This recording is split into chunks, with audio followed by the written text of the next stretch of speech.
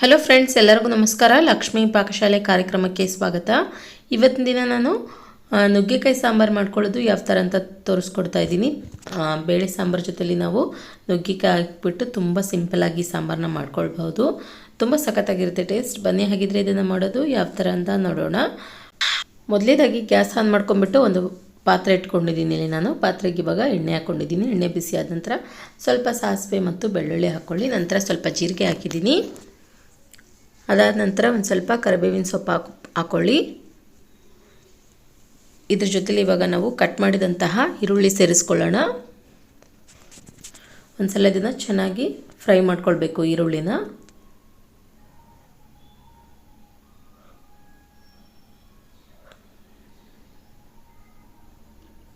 Okay ನೋಡಿ, ಈ ಥರ ಚೆನ್ನಾಗಿ ಫ್ರೈ ಮಾಡ್ಕೊಂಡ ನಂತರ ಇದಕ್ಕೆ ಇವಾಗ ನಾವು ನುಗ್ಗೆಕಾಯಿ ಸೇರಿಸ್ಕೊಳ್ಳೋಣ.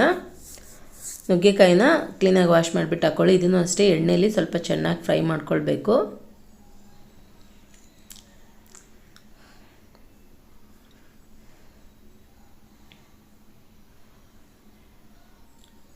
ನಂತರ ಇದಕ್ಕೆ ಇವಾಗ ನಾವು ಕಟ್ ಮಾಡಿದಂತಹ ಸೊಪ್ಪು ಹಾಕ್ಕೊಳ್ಳೋಣ. ನಾನಿಲ್ಲಿ ಮೆಂತ್ಯ ಸೊಪ್ಪು ಮತ್ತು ಪಾಲಕ್ ಸೊಪ್ಪನ್ನು ಕಟ್ ಮಾಡಿಬಿಟ್ಟು ಇಟ್ಕೊಂಡಿದ್ದೀನಿ. ಕ್ಲೀನಾಗಿ ವಾಶ್ ಮಾಡಿ ಇದನ್ನು ಕೂಡ ಸೇರಿಸ್ಕೊಂಡ್ಬಿಟ್ಟು ಚೆನ್ನಾಗಿ ಸ್ವಲ್ಪ ಮಿಕ್ಸ್ ಮಾಡ್ಕೊಳ್ತಿದ್ದೀನಿ. ಸ್ವಲ್ಪ ಇಲ್ಲಿ ಸಾಫ್ಟ್ ಆಗಬೇಕು ಸೊಪ್ಪು, ಅಲ್ಲಿವರೆಗೂ ಫ್ರೈ ಮಾಡ್ಕೊಳ್ಳಿ ಚೆನ್ನಾಗಿ.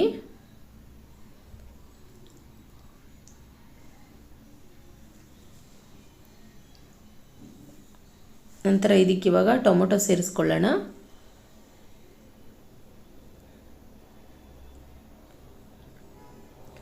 ಟೊಮೊಟೊನು ಸ್ವಲ್ಪ ಸಾಫ್ಟ್ ಆಗೋವರೆಗೂ ಫ್ರೈ ಮಾಡ್ಕೊಳ್ಬೇಕು. ಇದಕ್ಕಿವಾಗ ನಾವು ಮಸಾಲೆ ಸೇರಿಸ್ಕೊಳ್ಳೋಣ. ಒಂದು ಚಿಟಿಕೆ ಅಷ್ಟು ಅರಿಶಿನ ಪುಡಿ ಹಾಕ್ಕೊಳ್ಳಿ. ಅದಾದ ನಂತರ ಸಾಂಬಾರು ಪುಡಿ ಹಾಕ್ತಾಯಿದ್ದೀನಿ. ಇಲ್ಲಿ ನಾನು ಒಂದು ಚಮಚದಷ್ಟು ಚೆನ್ನಾಗಿ ಇದನ್ನು ಒಂದು ಸಲ ಮಿಕ್ಸ್ ಮಾಡ್ಕೊಳ್ಬೇಕು.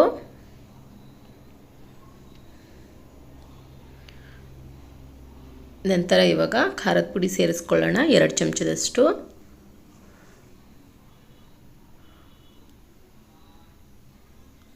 ಓಕೆ ನೋಡಿ, ಇಲ್ಲಿ ಖಾರ ಹಾಕಿಬಿಟ್ಟು ನಾನಿಲ್ಲಿ ಚೆನ್ನಾಗಿ ಮಿಕ್ಸ್ ಮಾಡ್ಕೊಳ್ತಾ ಇದ್ದೀನಿ.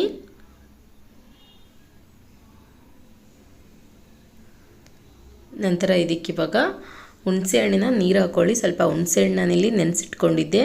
ಇದನ್ನು ಚೆನ್ನಾಗಿ ಕಿವುಚ್ಬಿಟ್ಟು ನೀರು ಹಾಕ್ತಾ ಇದ್ದೀನಿ.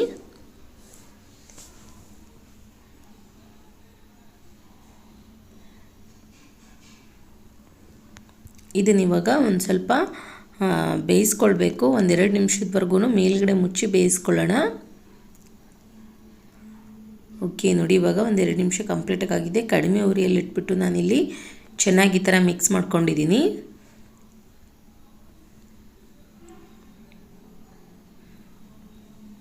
ಇದಕ್ಕಿವಾಗ ನಾವು ಬೇಯಿಸಿದಂತಹ ಬೇಳೆ ಹಾಕ್ಕೊಳ್ಳೋಣ. ಬೇಳೆನ ಚೆನ್ನಾಗಿ ಸ್ವಲ್ಪ ಮ್ಯಾಶ್ ಮಾಡಿಬಿಟ್ಟು ಹಾಕ್ಕೊಳ್ಳಿ. ನಂತರ ನೀರು ಹಾಕ್ಕೊಳ್ಳಿ. ನಿಮಗೆ ಸಾಂಬಾರು ಎಷ್ಟು ಬೇಕಷ್ಟು ನೋಡ್ಕೊಂಡ್ಬಿಟ್ಟು.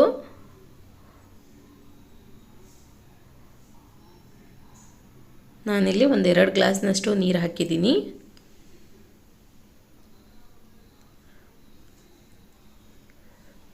ಕೊನೆಯದಾಗಿ ರುಚಿಗೆ ತಕ್ಕಷ್ಟು ಉಪ್ಪು ಹಾಕ್ಕೊಳ್ಳೋಣ.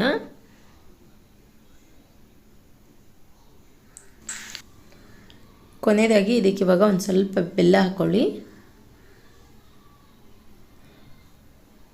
ಇದನ್ನ ಇವಾಗ ನಾವು ಚೆನ್ನಾಗಿ ಮಿಕ್ಸ್ ಮಾಡ್ಕೊಂಡ್ಬಿಟ್ಟು ಒಂದು 8-10 ನಿಮಿಷ ಬಿಸಿ ಮಾಡ್ಕೊಳ್ಳೋಣ, ಕುದಿಸ್ಕೊಳ್ಳೋಣ. ಓಕೆ ಫ್ರೆಂಡ್ಸ್, ಇವಾಗ ಒಂದು 10 ನಿಮಿಷ ಆಗಿದೆ ನೋಡಿ. ಇವಾಗ ಪರ್ಫೆಕ್ಟಾಗಿ ಇಲ್ಲಿ ನುಗ್ಗೆಕಾಯಿ ಬೇಳೆ ಸಾಂಬಾರು ರೆಡಿಯಾಗಿದೆ. ನುಗ್ಗೆಕಾಯಿನ ಚೆಕ್ ಮಾಡ್ಕೊಳ್ಳಿ, ಸಾಫ್ಟ್ ಆಗಿದ್ದರೆ ಪರ್ಫೆಕ್ಟಾಗಿ ಬೆಂದಿದೆ ಅಂತ ಅರ್ಥ. ಕೊನೆಯದಾಗಿ ಇವಾಗ ಸಾಂಬಾರು ಕುದಿಯುವಾಗ ಸ್ವಲ್ಪ ಸಾಂಬಾರು ಪೌಡರ್ ಹಾಕ್ಕೊಳ್ಳೋಣ. ಮೊದಲಿಗೆ ಒಗ್ಗರಣೆಯಲ್ಲಿ ಒಂದು ಸ್ವಲ್ಪ ಹಾಕಿರ್ತೀನಿ, ಇವಾಗ 1 ಚಮಚದಷ್ಟು ಹಾಕಿದ್ದೀನಿ ನೋಡಿ. ಇವಾಗ ಗ್ಯಾಸ್ ಆಫ್ ಮಾಡ್ಕೊಂಡ್ಬಿಟ್ಟು ಬಿಸಿ ಬಿಸಿ ರೈಸ್ಗೆ ಸರ್ವ್ ಮಾಡ್ಕೊಳ್ಳಿ. ನೋಡಿದ್ರಲ್ಲ ಯಾವ ರೀತಿಯಾಗಿ ನಾವು ತುಂಬ ಸಿಂಪಲ್ಲಾಗಿ ಟೇಸ್ಟಿಯಾಗಿ ನುಗ್ಗೆಕಾಯಿ ಬೇಳೆ ಸಾಂಬಾರು ಮಾಡೋದಂತ. ನಾ ಮಾಡಿರೋ ಈ ರೆಸಿಪಿ ನಿಮಗೆ ಇಷ್ಟ ಆಗಿದರೆ ಪ್ಲೀಸ್ ಲೈಕ್ ಮಾಡಿ, ಶೇರ್ ಮಾಡಿ, ಕಮೆಂಟ್ ಮಾಡಿ. ಇನ್ನಷ್ಟು ಈಜಿ ರೆಸಿಪೀಸ್ಗಾಗಿ ನಮ್ಮ ಲಕ್ಷ್ಮೀ ಪಾಕಶಾಲೆ ಚಾನಲ್ಗೆ ಸಬ್ಸ್ಕ್ರೈಬ್ ಆಗೋದು ಮಾತ್ರ ಮರಿಬಾರ್ದು.